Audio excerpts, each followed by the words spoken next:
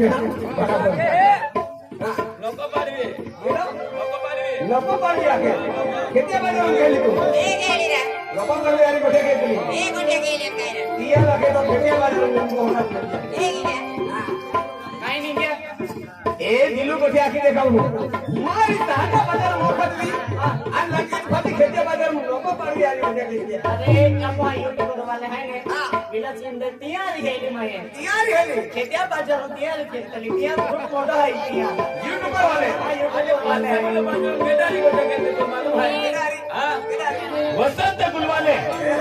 हाँ वसंत गुलवाले यूट्यूबर तैयारी भी कुठे घेतली माणसे बोलू बाजार आणि जुना पेर आहे या साले हातो आणि माझं काय खबर आहे ते बच्चे अच्छा आहे तो आज दिवाळी मिली है 5 केली दिवाळी तुम्हारी जो है आना के क्या बाजार में किसकी नहीं ओ माती लवाली आना तो यारी यो खतरे नहीं ये हाते बाई हां आना तो यारी यो खतरे नहीं वा हाते दिलू को जाया वो वैसा नहीं हां आना तो यारी यो खतरे नहीं वा फेरा दिलू को जाया वो वैसा नहीं ओया रे मेरे खाए हां आना के क्या बाजार में मिलती है ओ मती वाले ओ यारी यो खतरे क्या बाजार में मिलती है दिवाली ओ यारी यो खतरे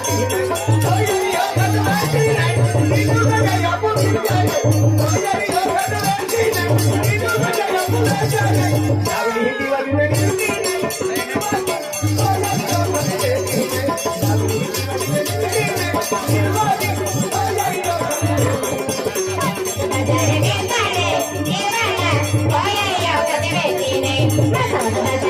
काले दिलवाला ओया रे कदे बेटीने ओया रे कदे बेटीने ला दिलो बजाया को में जाने ओया रे कदे बेटीने ला दिलो बजाया को में जाने दिवाले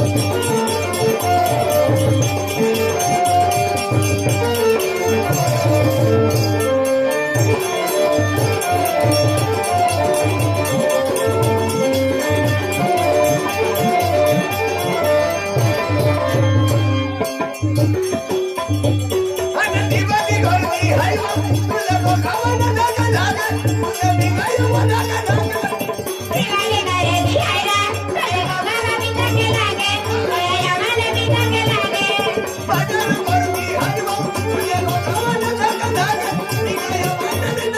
बगारे करे दिहायरा करे गोगा बिता के लागे ओया यामाले बिता के लागे